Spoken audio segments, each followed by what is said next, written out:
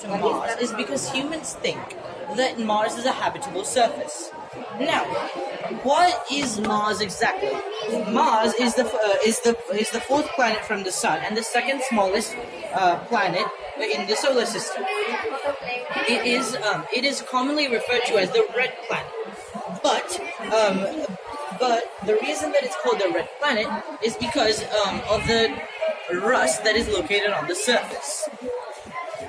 Now, we're gonna go on to his rover.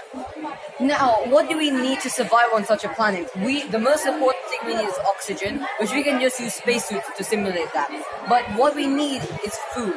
Now, food, we can plant trees on Mars as well. This rover will plant trees on Mars and see if the soil is cultivable.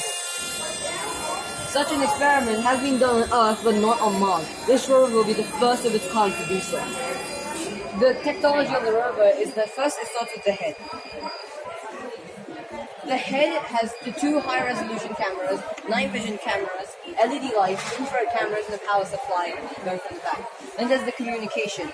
The ears communication. The ear stands for emitting and receiving system. This one and this one. It's connected to the Deep Space Network, which is dishes in California, Madrid in Spain, and Canberra in Australia. There are two robotic arms. This one and this one. This robotic arm, as you can see over here, has a heat shield, which heats up and melts ice found on the North Pole over here, which is where our rover will be landing, in the Cerulli crater. It has a pipe that collects liquid water as well. The other hand has a laser, you can see over here. A more powerful laser would burn the rock and the gases would be given off and they would be analyzed as well. From that we can know the content of the rocks. Then there's the spade system, which stands for soil permeation and digging equipment. This arm and this arm. They dig trenches in the ground as well. Then the water travels from the pipe to the main control unit to the drone, which will be situated over here. The drone is solar powered and is a bicopter. There's two fans over here. It has a water container unit and a hose where it sprays water, seeds, and bioorganic material, which is coffee beans actually.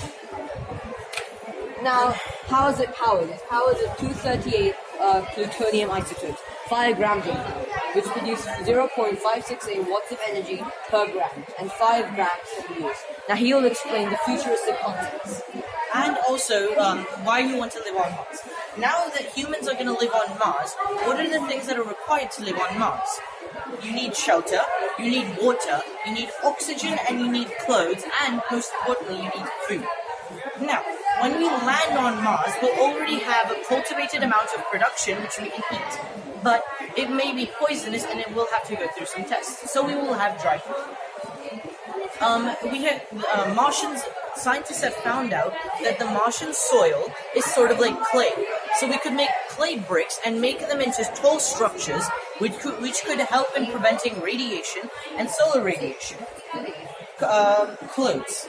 Now, Mars has around 0.14 newtons of force on it, atmospheric pressure, which is very less compared to 1,357 pascals of atmospheric pressure, which is exerted by the Earth on humans.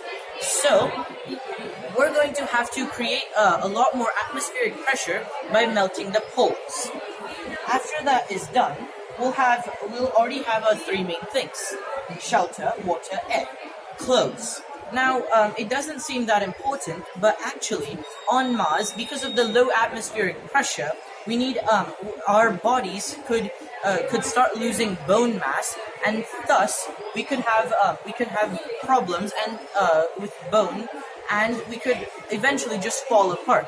That's why we're going to use these clothes. We're going to use highly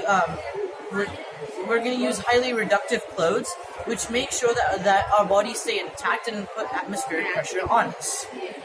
Thank you.